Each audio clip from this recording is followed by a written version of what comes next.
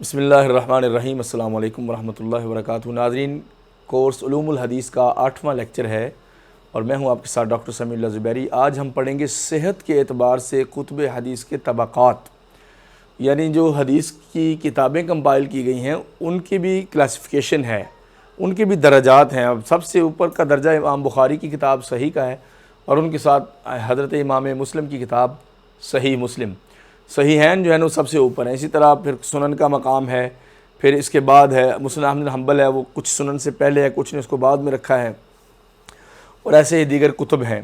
تو ان طبقات کا علم ہونا بھی ضروری ہے تاکہ پتہ چلے کہ جو روایت آپ پڑھ رہے ہیں وہ کس طبقے کی ہے، کس جگہ کی وہ کتاب ہے، وہ کون سے طبقے میں فال کرتی ہے۔ صحت کا مطلب ہے کہ صحیح احادیث کی کثرت کے ہونے میں جو طبقات ہیں۔ محدثین نے روایات کی صحت و قوت کے لحاظ سے تمام کتب حدیث کو 4 طبقات میں تقسیم کیا ہے۔ الطبقۃ الاولیٰ، پہلا جو طبقہ ہے وہ صحیح مسلم، صحیح بخاری اور موطا امام مالک کا ہے۔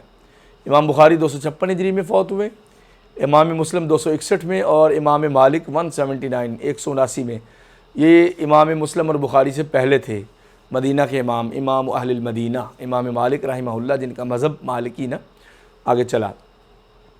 کتب حدیث کے مؤلفین کا تعارف بھی کروائیں گے۔ اس کا جو دوسرا طبقہ ہے وہ ان میں وہ کتابیں ہیں جن کے بعض راوی ثقافت کے اعتبار سے، ثقہ ہونے کے اعتبار سے پہلے طبقے کے راویوں سے کم تر درجہ رکھتے ہیں، لیکن ان کو بہرحال قابل اعتماد سمجھا جاتا ہے اور امت میں قبول عام حاصل ہے۔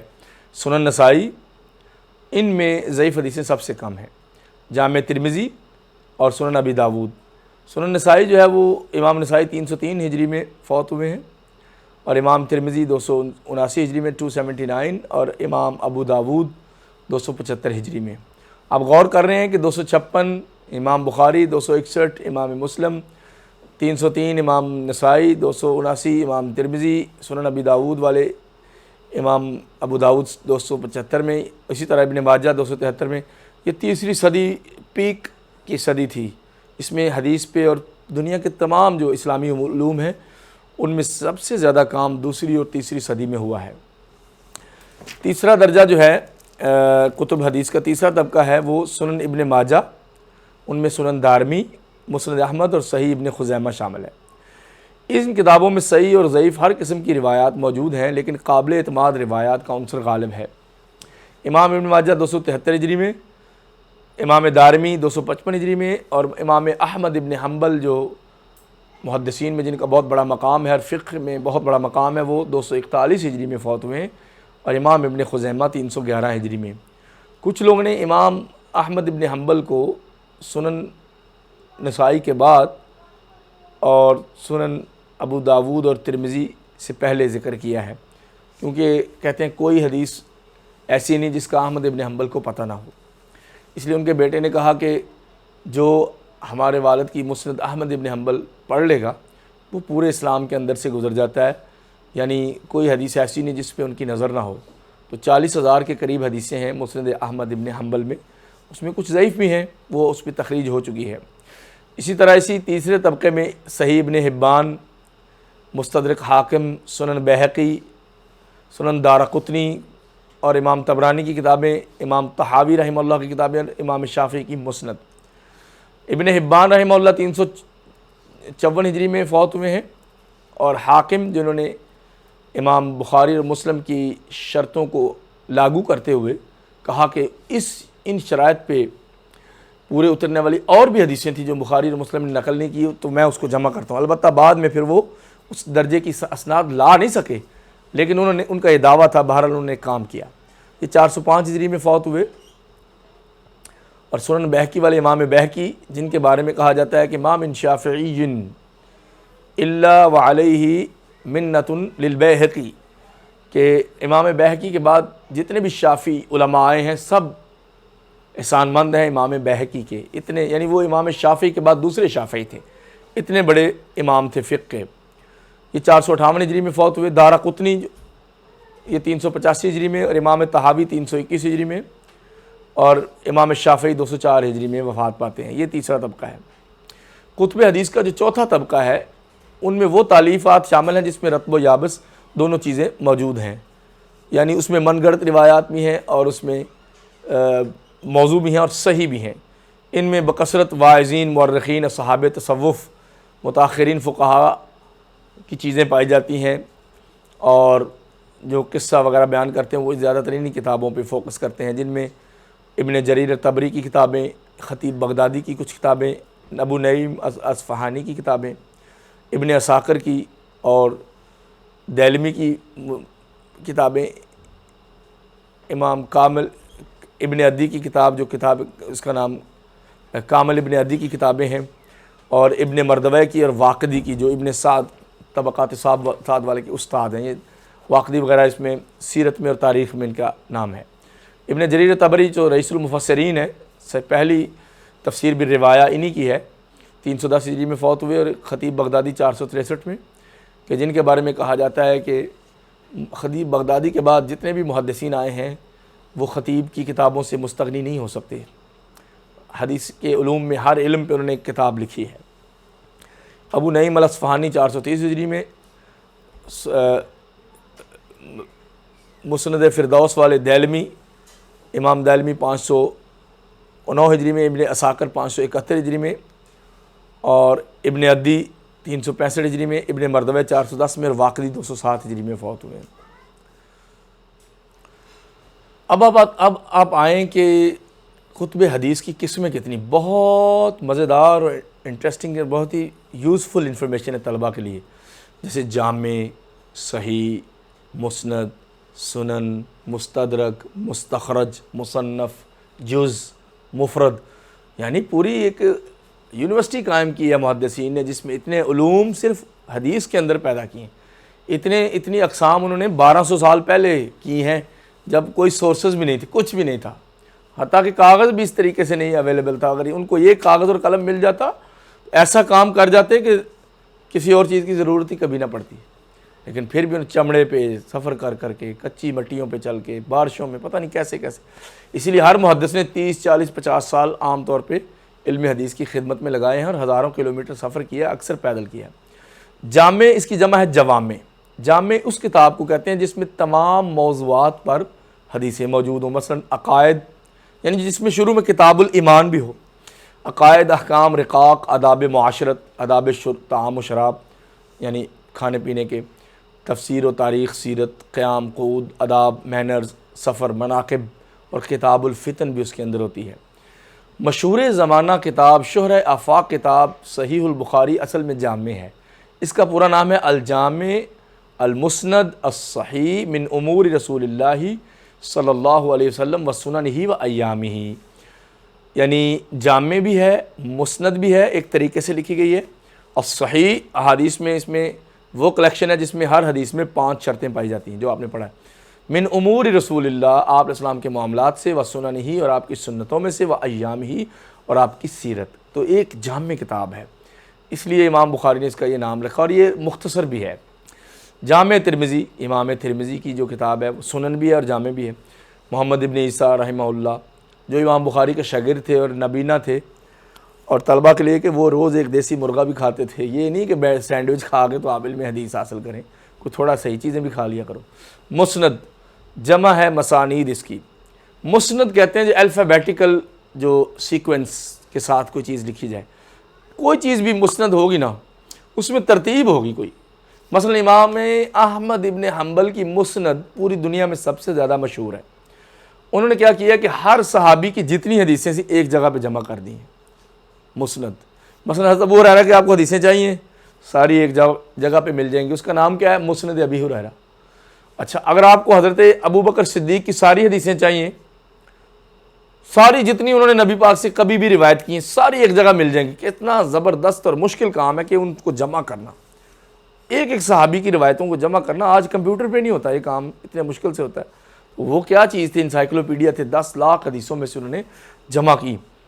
امام حضرت ابو بکر صدیق کی جو مسند آپ کو مسند الخلفاء راشدین میں ملے گی، سب سے پہلے انہوں نے ٹاپ پہ خلفاء راشدین کی مسند رکھی ہے، پھر العشرۃ المبشرہ یعنی 10 صحابہ جو عشرہ مبشرہ ہیں ان کی حدیثیں، پھر اس کے بعد اصحاب بدر سے اونچا کوئی بھی نہیں ہے، پھر اصحاب البیعہ، پھر اس کے بعد فتح مکہ کے بعد والے صحابہ، یعنی اس سے یہ بھی پتہ چل جاتا ہے کہ سب سے بلند صحابہ کون سے اور ان کے بعد والے کون سے ہیں. پھر مسند امہات المومنین، نبی پاک کی زوجات کی مسند. اگر کسی شخص نے آپ کی پرائیویٹ لائف، ڈومیسٹک لائف، گھریلو زندگی اور آپ کے میاں بیوی کے معاملات کی حدیثیں ساری آپ کی نجی زندگی دیکھنی ہے تو وہ حضرت ام المومنین عائشہ کی مسند دیکھ لے. یعنی امام احمد ابن حنبل کی مسند کتنی عظیم اور پیاری کتاب ہے اور عجائب میں سے ہے. اور انہوں نے 2 دفعہ یہ سنائی اپنے بیٹے عبداللہ اور صالح، 2 ان کے بیٹے تھے، ان کو پوری. کہتے ہیں ہم میں سے ہمارے علاوہ کسی نے ہمارے ابا جان ابو احمد ابن حنبل پہ یہ کتاب پوری پڑھ کے نہیں سنائی، پوری کتاب سنائی ہے. اور یہ امام احمد کی مسند ہے، وہ جس میں صحابہ کے نام حروف تہجی کے اعتبار سے جمع ہوں. ان میں صحابہ کا حسب نسب اور ان کی اسلامی خدمات کا بھی ذکر ہے. پھر ان سے مروی احادیث تو مسند احمد حنبل، مسند ابو داود الطیالسی، مسند بقی ابن مخلد. اللہ اکبر! امام بقی ابن مخلد کون ہیں؟ جو اسپین میں تھے. اسپین جو مسلمانوں کا گڑھ تھا، مسلمانوں کی نشت ثانیہ وہاں ہوئی تھی. رینیسا اسپین میں، جو آج اسپین ہے اور پہلے اس کو اندلس کہتے تھے. اندلس سے وہ چلے عراق کی طرف.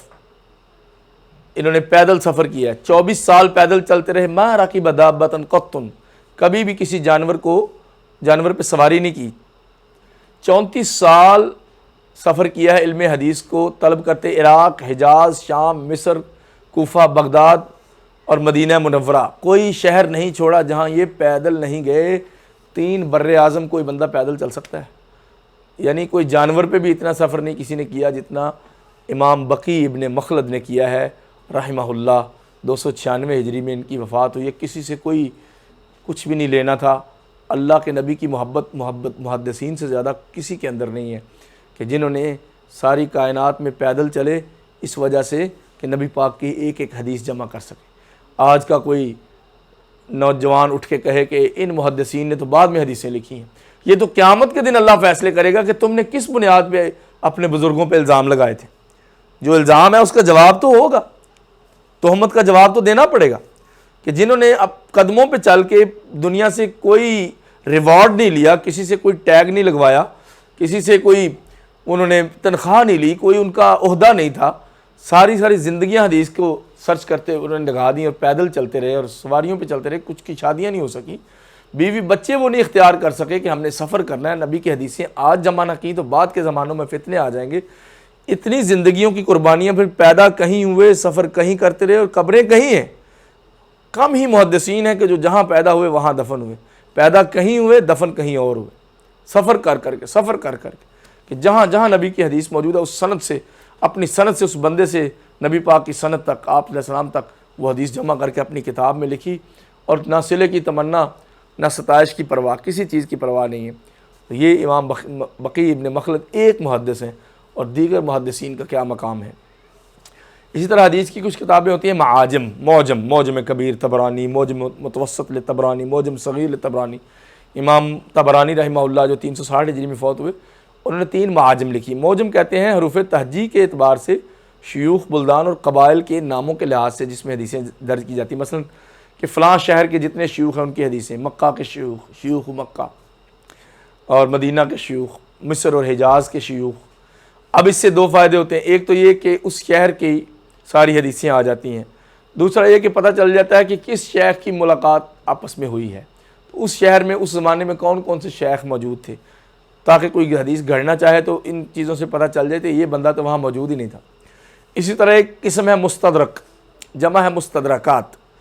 مستدرک حدیث کی اس کتاب کو کہتے ہیں جس میں کسی دوسرے مصنف کی شرائط کے مطابق احادیث جمع کی جائیں جو اصل مصنف کی کتاب میں موجود نہ ہوں. مثلا امام حاکم کی مستدرک مشہور ہے، 405 ہجری میں فوت ہوئے امام حاکم نیشاپوری رحمہ اللہ. انہوں نے کہا کہ امام بخاری اور مسلم نے جو شرطیں لگائی تھیں حدیث جمع کرنے کی، 5 شرطیں، اس پہ کوئی اور حدیثیں بھی پوری اترتی ہیں، لیکن پھر تساہل کا شکار ہو گئے. یعنی یہ نہیں کہ کوئی غافل تھے، تھوڑا سا ان سے تساہل ہو گیا، اس مقام پہ نہیں پہنچ سکے جو بخاری اور مسلم کا مقام تھا. لہٰذا وہ حدیثیں تو انہوں نے جمع کی مستدرک میں، کچھ صحیح بھی، زیادہ تر صحیح ہیں، کچھ ضعیف بھی ہوگی، مگر وہ جو دعویٰ کیا تھا کہ امام بخاری اور مسلم کے لیول کی میں حدیثیں دیگر بھی جمع کر رہا ہوں جو ان سے رہ گئیں، تو وہ نہیں کر سکے، کچھ حدیثیں لے آئے. مستخرج مستخرج میں حدیث کا عالم کسی دوسرے مصنف کی کتاب میں درج احادیث کو اپنی سند سے بیان کرتا ہے۔ مثلا ایک کتاب ہے، اس میں حدیث ہے لا ضرر ولا ضرار، نہ تکلیف دو نہ لو، کسی کو تنگ نہ کرو، یہ سند سے موجود ہے۔ وہ دوسرا محدث ہے، تھوڑے سے زمانے کا فرق ہے، وہ کہتا ہے میرے پاس بھی یہ حدیث ہے لیکن یہ میری سند کے ساتھ ہے، میں نے بھی اس سے ایکسس سنا ہے، تو پھر اپنی سند کا کلیکشن کرنے کے لیے اپنی سند سے زیادہ، یعنی چونکہ اتھینٹک ہے، اس کی اپنی سند ہے، اس نے خود سنا ہے، تو وہ اس شیخ کی حدیث اپنی سند سے وہ حدیثیں جمع کر دیتا ہے، وہ جو دیگر کتابوں میں بھی موجود ہے، وہ نئی نہیں لے کے آتا، وہی حدیثیں۔ مثلا امام بخاری کی کتاب میں جو حدیثیں وہ بخاری کی سند سے ہیں، اگر وہ حدیثیں کسی اور محدث کے پاس بھی ہیں تو وہ اپنی سند سے وہ حدیثیں لکھ دے گا، تو اس کو مستخرج کہتے ہیں۔ جیسے مستخرج ابی بکر اسماعیل علی صحیح البخاری، مستخرج ابی عوانہ علی صحیح مسلم، مستخرج ابی علی توسی علی الترمذی، مستخرج محمد ابن عبد المالک ابن ایمن علی سنن ابی داود، یعنی کہ کتب ستہ پہ لوگوں نے مستخرجات لکھی ہیں۔ ایک حدیث کی کتاب، اس کا نام ہوتا ہے مصنف، لکھی ہوئی۔ مصنف ہر صحابی کی روایات کو فقہی ابواب کی ترتیب کے ساتھ مرتب کیا جاتا ہے۔ اس میں سب سے مشہور مصنف عبدالرزاق ہے جو 211 ہجری میں فوت ہوئی۔ مصنف صحابہ کی جو احادیث ہیں وہ فقہی اعتبار سے، مطلب کیسے؟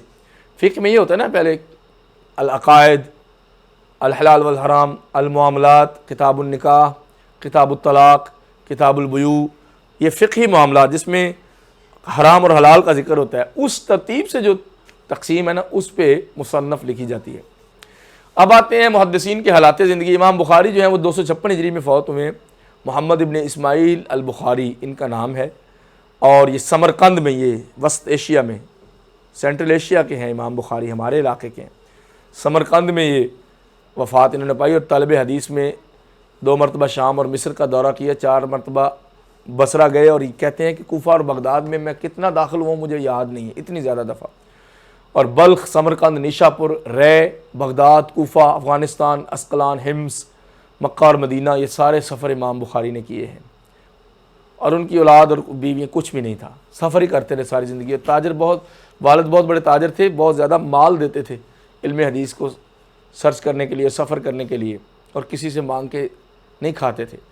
اور باپ اتنا نیک تھا، کہتے تھے کہ اپنی وفات کے وقت اسماعیل نے، میرے والد نے کہا کہ مجھے نہیں معلوم کہ میرے مال میں درہم حرام او شبہ، حرام کا یا شبہ کا 1 درہم بھی شامل ہے۔ امام بخاری کے والد کا یہ کہتے ہیں، جب والد کا مال اتنا حلال ہوگا تو پھر بیٹا تو امام بخاری بنے گا۔ والدہ بھی جب بھی دودھ پلاتی تھی وضو کر کے پلاتی تھی، اور امام بخاری نبینا ہو گئے تھے۔ ان کی ماں نے کہا تھا اللہ میں نے تو یہ وقف کیا تھا تیری راہ میں، تھے نبینا ہو گئے، ایک دن لیٹے ہوئے تھے تو یکدم اٹھ گئے کہ میری نظر واپس آ گئی، ماں کی دعا سے ان کی، امام بخاری کی نظر ان کی والدہ کی دعا کی وجہ سے واپس آئی تھی۔ تو کہتے ہیں کہ ایک دفعہ ان کو خواب آیا کہ نبی پاک صلی اللہ علیہ وسلم چارپائی پہ تشریف فرمائے، یہ خواب محدثین نے ذکر کیا ہے، اور آپ پنکھ جل رہے ہیں، جیسے مکھیاں وغیرہ بیٹھنا چاہیں تو یہ دور ہٹا رہے ہیں۔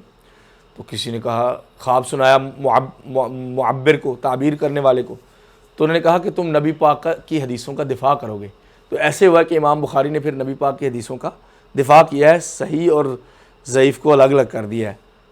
اور ہوا یہ کہ کہتے ہیں کہ علی ابن مدینی یا اسحاق ابن راہوے ایک دفعہ ہمارے استاد بیٹھے ہوئے تھے، اور انہوں نے کہا کاش کہ کوئی بندہ نبی پاک کی حالات زندگی مختصر صحیح ترین احادیث میں جمع کر دے۔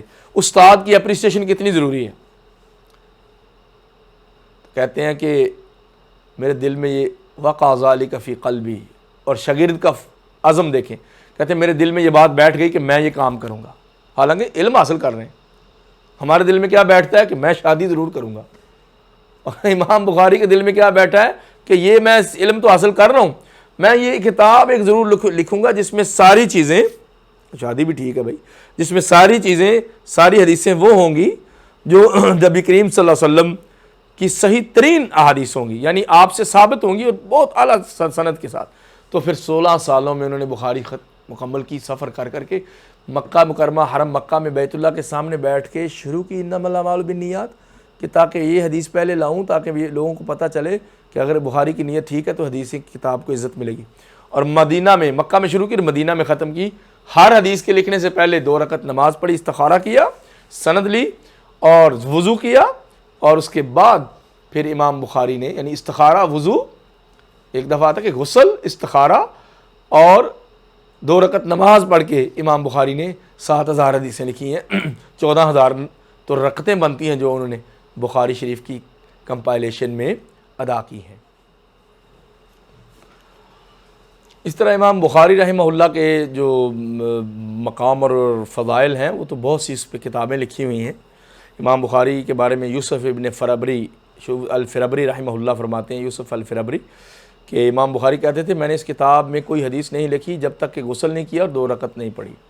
اور کچھ لوگ ان کو فقہ شافعی کہتے ہیں، اس کے کوئی ثبوت نہیں ہے، اور کچھ لوگ انہیں حنبلی کہتے ہیں۔ بہرحال محدثین کسی فقہ کے مقلد نہیں ہوتے تھے کیونکہ ان کے پاس سارا مال موجود تھا، جو عمل کرنا ہوتا تھا ان کے پاس روایتیں موجود تھیں، اور ہر محدث فقیہ ہوتا ہے۔ امام بخاری کا اساتذہ میں سے اسحاق ابن راہویہ، ضحاک ابن مخلد، عبد القدوس بن حجاج الخولانی، عبید اللہ بن موسیٰ، علی ابن مدینی جو سب سے مشہور ہیں، اور محمد بن عبداللہ الانصاری شامل ہیں۔ اور ان کے شاگردوں میں سے امام مسلم، امام ترمذی، اب دیکھ لیں شاگردوں سے اندازہ لگا لیں، اور ابراہیم بن اسحاق الحری، محمد ابن احمد دولابی اور ہزاروں شامل ہیں۔ اسی طرح ان کے شیوخ 1000 سے زیادہ ہیں، اور ان کی بخاری شریف کی شرح بہت سے لوگوں نے لکھی ہیں، جیسے فتح الباری ابن حجر الاسقلانی کی شرح آفاق، اور بدر الدین عینی کی عمدۃ القاری اور ارشاد الساری امام قسطلانی کی ہے، اور اصح الکتب بعد کتاب اللہ صحیح البخاری ہے۔ اللہ تعالیٰ کی کتاب قرآن کے بعد جو دنیا میں سب سے ساؤنڈ بک موجود ہے، محفوظ ترین اور صحیح ترین، وہ امام بخاری کی کتاب ہے۔ اس میں ساری امت کا اجماع ہے، اس میں پوری امت کا اجماع ہے۔ امام بخاری کی جو کل احادیث 7275 ہیں، اور اس میں اگر ریپیٹیشن کو ختم کر دیا جائے جو مکرر احادیث ہیں ریپیٹڈ، وہ 2360 ہیں۔ اس طرح امام بخاری کی 22 ثلاثیات ہیں، یعنی 22 حدیثیں وہ ہیں جس میں امام بخاری اور رسول اللہ صلی اللہ علیہ وسلم کے درمیان صرف 3 بندے ہیں۔ اسی طرح امام مسلم ہے جو کہ نیشا پور میں پیدا ہوئے، امام بخاری کے شاگرد ہیں، 204 ہجری میں یہ پیدا ہوئے، 261 میں فوت ہوئے۔ انہوں نے عراق، حجاز، شام اور مصر کا سفر کیا۔ سب سے خوبصورت ترتیب میں جو کتاب ہے وہ صحیح مسلم ہے، اور ابواب میں جو اعلیٰ ترین فقہی کتاب ہے وہ امام بخاری کی ہے۔ لیکن ترتیب میں اگر آپ نے بہترین بک دیکھنی ہے تو امام مسلم کی ہے، جو ایک باب میں ساری حدیثیں لے آتے ہیں اور خوبصورت طریقے سے ذکر کرتے ہیں۔ امام بخاری کی صحیح البخاری میں آپ حدیث سرچ کرنا آپ کے لیے بہت مشکل ہوتا ہے، وہ استدلال کرتے ہیں انتہائی گہرا کہ عام بندے کو پتہ ہی نہیں چلتا، اور آپ کو وہ حدیث مشہور باب میں کتاب الایمان میں اگر آپ ایمان کی ساری حدیثیں ڈھونڈنا چاہیں تو نہیں ملیں گی۔ کتاب الایمان کی بعض حدیثیں آپ کو مل جائیں گی جا کے مناقب انصار میں، کیونکہ وہ کہتے ہیں انصار کا ایمان کیسا ہے، وہ ادھر استدلال کر لیتے ہیں۔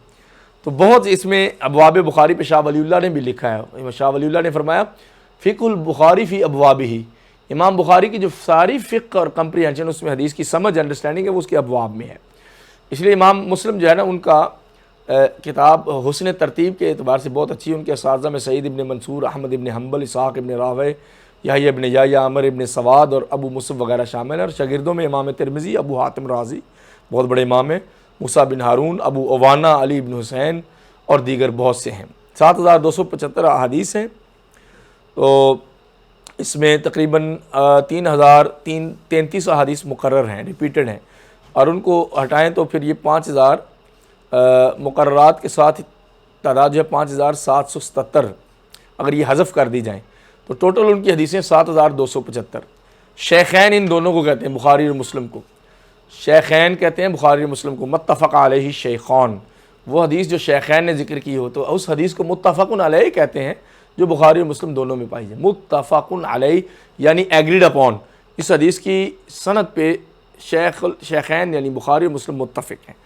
اچھا، ان دونوں کی حدیثوں کی کلیکشن کی ہے فؤاد عبد الباقی رحمہ اللہ نے، کہ اللؤلؤ والمرجان فیما اتفق علیہ شیخان، کی کتاب کا نام ہے اللؤلؤ والمرجان۔ یہ بہت ساؤنڈ بک ہے کہ اس کتاب میں وہ حدیثیں لے کے آئے ہیں جو یا تو امام مسلم نے لکھی ہیں اپنی کتاب میں، یا امام بخاری اس حدیث کے محدث ہیں۔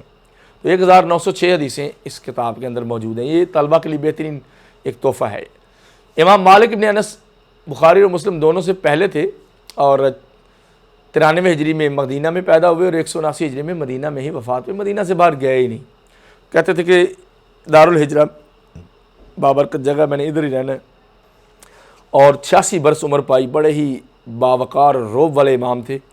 اور جب امام شافعی لڑکے تھے علم حدیث حاصل کرنے مکہ سے گئے، شافعی مکی ہیں، پیور عرب ہیں، پیور، اس لیے کہتے ہیں کہ لغت کے کسی لنگوسٹکس جو پرابلمز ہیں، لغت کے کسی مسئلے میں امام شافعی جب کچھ کہہ دیں تو حجت ہوتا ہے، کیونکہ وہ خود عربی مکی اور قرشی ہیں، قریش کے قبیلے سے ہیں، تو لغت ان کی زبردست ہے۔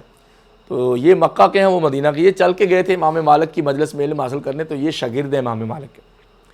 امام دار الہجرہ کہا جاتا ہے امام مالک کو، اور موطا کی بہت سی شرحیں لکھی گئی ہیں، جس میں شاہ ولی اللہ کی بھی شرح موجود ہے، المصوع، اور امام سیوطی کی بھی ہے، دیگر ان کے اساتذہ میں امام نافع، امام محمد ابن شہاب الزہری، جنہوں نے سب سے پہلے حدیثیں کمپائل کرنا شروع کی، عمر بن عبدالعزیز کے کہنے پہ، خلیفہ اموی عمر بن عبدالعزیز عمر ثانی نے کہا کہ حدیثیں لکھنا شروع کر دو، مجھے ڈر ہے کہ علم حدیث ضائع نہ ہو جائے، اسلام بہت پھیل چکا ہے اور عرب و عجم مکس ہو چکے ہیں، اب آپ سند کے ساتھ حدیثیں ایک جگہ پہ کمپائل کر دیں، علم جب چھپ جائے تو ضائع ہو جاتا ہے، علم جب چھپ جائے تو ضائع ہو جاتا ہے۔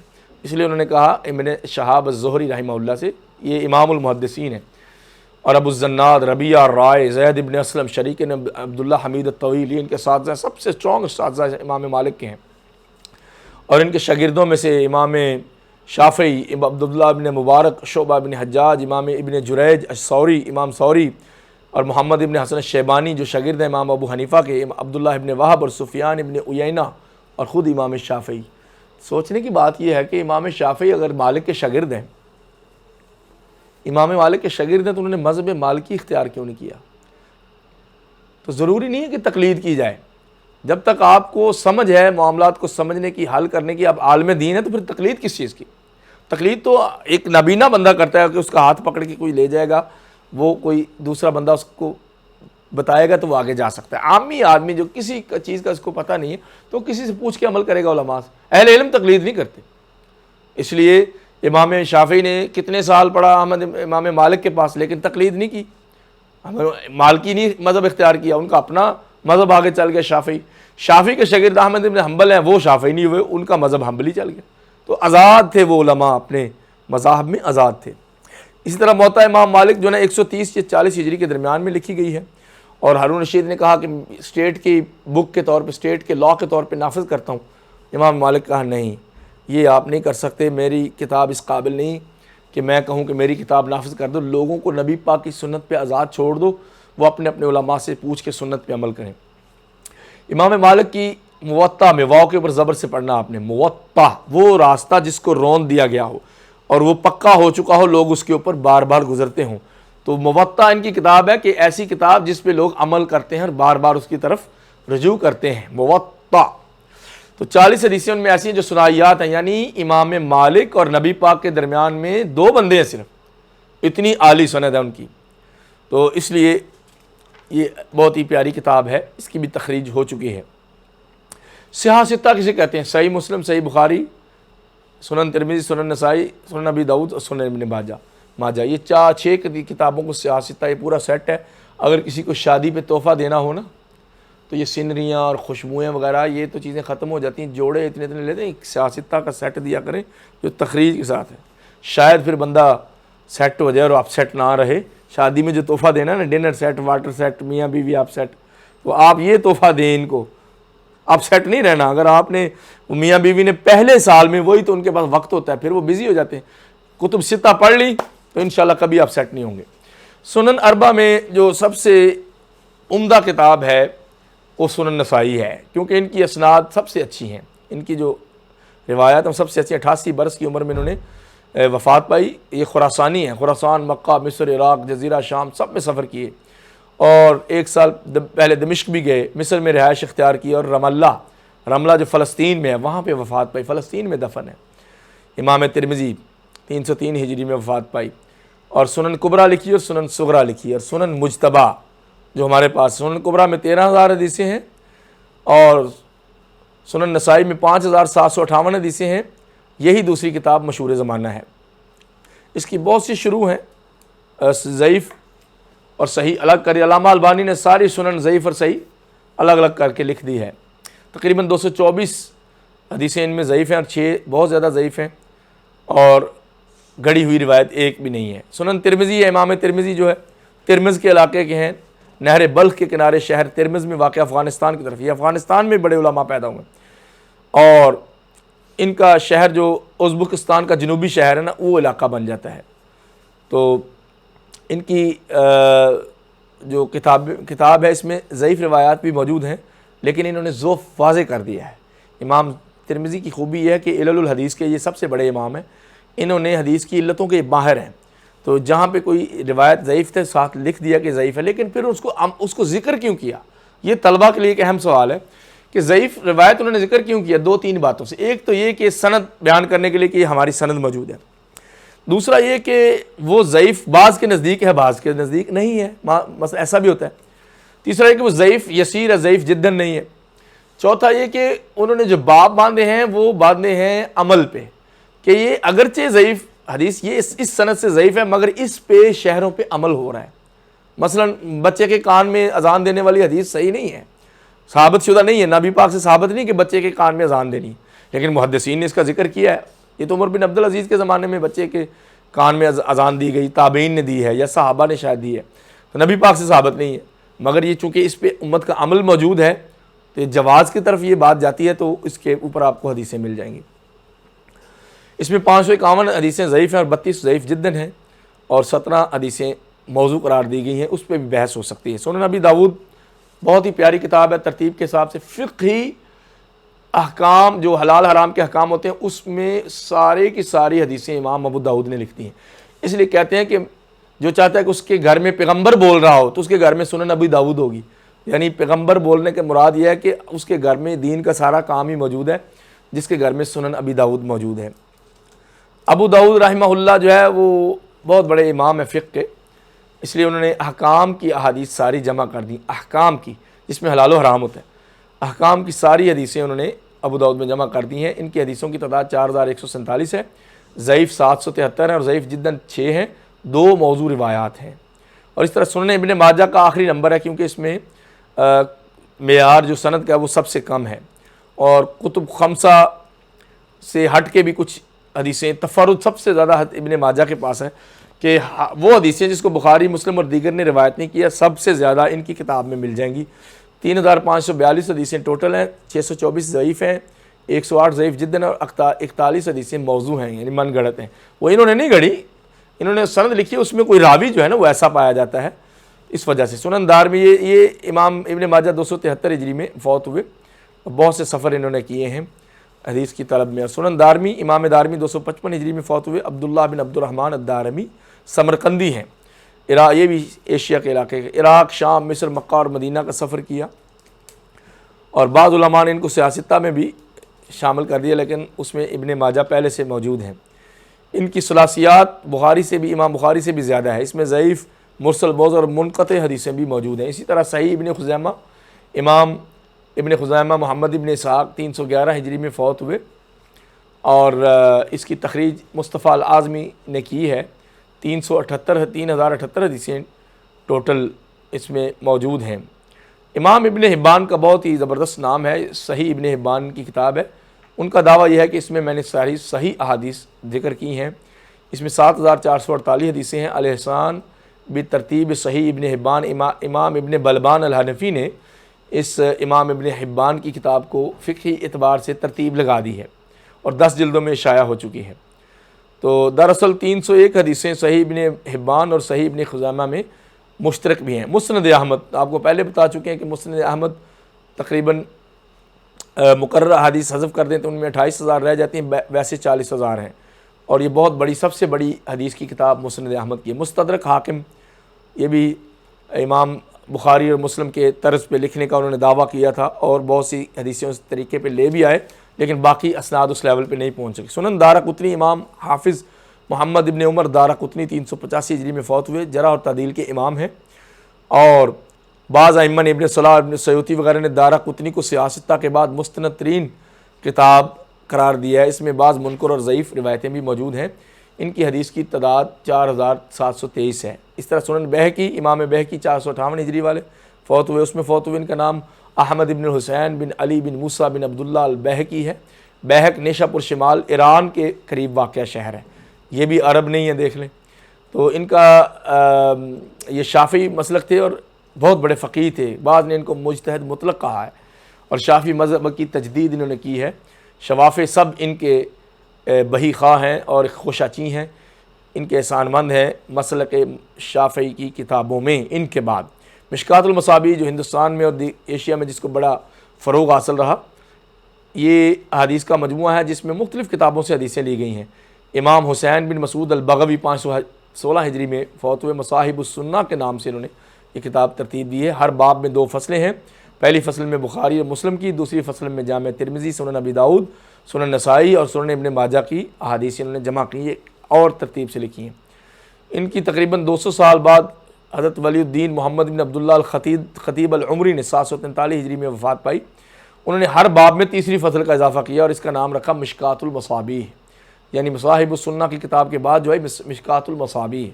یاد رہے کہ تیسری فصل میں صحیح، حسن، ضعیف، موضوع ہر قسم کی روایتیں موجود ہیں۔ عصر حاضر کے مشہور محدث امام علامہ ناصر الدین البانی رحمہ اللہ 1420 ہجری میں جو فوت ہوئے، ان کی تحقیق کے ساتھ یہ شائع ہو چکی ہے۔ کل 6285 احادیث موجود ہیں۔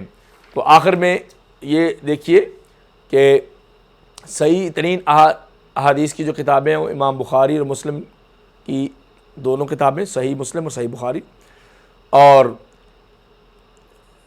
امام مسلم اور بخاری کی حدیث میں سے کلیکشن جو کی ہے اللؤلؤ والمرجان فیما اتفق علیہ الشیخان، وہ فؤاد عبد الباقی نے کی ہے پچھلی صدی میں۔ اور اسی طرح جو شرائط امام بخاری نے رکھی ہیں اس پہ جو حدیث پوری اترے اس کو صحیح احادیث کہتے ہیں۔ وہ شرطیں 5 ہیں: اتصال السند، العدالہ، الضبط، اور عدم العلہ اور عدم الشذوذ، یعنی سند متصل ہو، راوی عادل ہو، فاسق و فاجر نہ ہو، نیک ہو، اور مسلمان عاقل بالغ عادل ہو، اچھا ہو، اچھے کردار کا ہو، اور الضبط اس کے اندر پایا جائے۔ ضبط کیا؟ یعنی ضبط تحریر اور ضبط حفظ، دماغ میں بھی ضبط ہو اس کے، وہ حدیث محفوظ ہو، اور تحریر میں بھی وہ چیز اس کے پاس محفوظ ہو۔ اسی طرح چوتھی چیز ہے عدم الشذوذ، کہ جو راوی امام بخاری لے کے ہیں اس کے اندر شذوذ نہ پایا جائے، یعنی شاذ وہ راوی ہوتا ہے، وہ حدیث ہوتی ہے جس میں راوی اپنے سے قوی روات سے مخالفت کرتا ہے، یعنی اس حدیث کے خلاف کچھ احادیث ہوتی ہیں جو اس سے قوی راوی کے پاس پائی جاتی ہیں، تو ان قوی روات کی بات مانی جائے گی، پھر اس کو شاذ قرار دے کے ضعیف قرار دے دیا جائے گا۔ اور علت یعنی علت خفی اس کے اندر، تو علت خفی کی بات نہیں، جو علت خفی نہیں ہے، علت قادحہ نہ پائی جائے، کوئی حدیث کی سند یا راوی کے اندر کوئی اور کمزوری جن کو علت قرار دیا گیا، یعنی تدلیس وغیرہ اس کے اندر نہ پائی جائے، یہ صحیح حدیث کی شرط ہے۔ صحیح کتب کے مراتب آپ نے سن لیے، دوبارہ اس میں سن لیں کہ 4 طبقے ہیں کتابوں کے۔ پہلے طبقے میں امام مالک، امام بخاری اور مسلم ہیں، اور دوسرے میں امام سنن 4 ہیں، سنن نسائی، ابو داؤد، ابن ماجہ، ترمذی، اور تیسرے میں پھر ابن ماجہ، دارمی، مسند احمد، صحیح ابن خزیمہ، ابن حبان، حاکم، بہقی، دارقطنی، طبرانی، طحاوی اور شافعی وغیرہ شامل ہیں، اور چوتھے میں ابن جریر طبری، امام بغدادی، خطیب البغدادی، اصفہانی، ابن عساکر، دیلمی، ابن عدی، مردوی اور واقدی وغیرہ شامل ہیں۔ اور کتابوں کے ناموں میں صحیح، جامع، سنن، موطا، مصنف، مفرد، جز اور یہ چیزیں شامل ہیں، یعنی وہ ترتیب کے اعتبار سے جو محدثین نے کتابوں کے نام رکھے ہیں اس اعتبار سے۔ اس طرح ایک نام ہے مصنف، یعنی یہ سارے ان کے لکھنے کے انداز ہیں محدثین کے۔ تو ریسرچ میتھڈالوجی کی بنیاد جو ہے وہ محدثین نے رکھی ہے، ڈیفرنٹ طریقوں سے کتابیں تالیف کرنا، مختلف طریقوں سے علم ان کے اندر جمع کرنا، تو یہ چیز ہے۔ اگر آپ سے کوئی پوچھے کہ صحیح حدیث سے کیا مراد ہے، تو آپ نے یہ نہیں کہنا کچھ حدیثیں غلط ہوتی ہیں، کچھ صحیح ہوتی ہیں، ایسی بات نہیں ہے۔ اگر آپ طالب علم ہیں تو آپ کو صحیح کی اصطلاح کا پتہ ہونا چاہیے کہ جس میں وہ 5 شرطیں پائی جائیں جو امام بخاری نے اور مسلم نے حدیث کو جمع کرتے ہوئے اپنے اوپر شرطیں لگائیں تھیں کہ میں ہر وہ راوی لاؤں گا جس کے اندر یہ 5 شرطیں پائی جائیں: اتصال السند، العدالہ، الضبط، اور عدم الشذوذ اور عدم العلہ۔ یہ 5 شرطیں پائی جائیں تو وہ حدیث صحیح ہو جائے گی، یعنی صحت کے اعلیٰ ترین درجے پہ فائز ہو جائے گی، اس کو ساؤنڈ کہتے ہیں۔ اور اس سے جو ایک شرط کم ہو جائے تو وہ حسن ہو جاتی ہے، وہ بھی کریکٹ ہے، قابل قبول ہے، ایکسیپٹڈ ہے۔ اور اس سے بھی ایک شرط کم ہو جائے تو پھر وہ ضعیف میں چلی جاتی ہے، اور اگر بہت سی ضعیف روایتیں مل جائیں تو وہ حسن لغیر ہی بن جاتی ہیں۔ شرط یہ ہے کہ اس کی ضعیف سے اچھی سند کہیں اور بھی موجود ہو، اور وہ اسلام کے عام مزاج کے خلاف نہ ہو، کسی ارکان اسلام میں سے کسی بات کے خلاف نہ ہو، اور وہ ضعف یسیر ہو، ضعیف جداً نہ ہو۔ والسلام علیکم ورحمۃ اللہ وبرکاتہ۔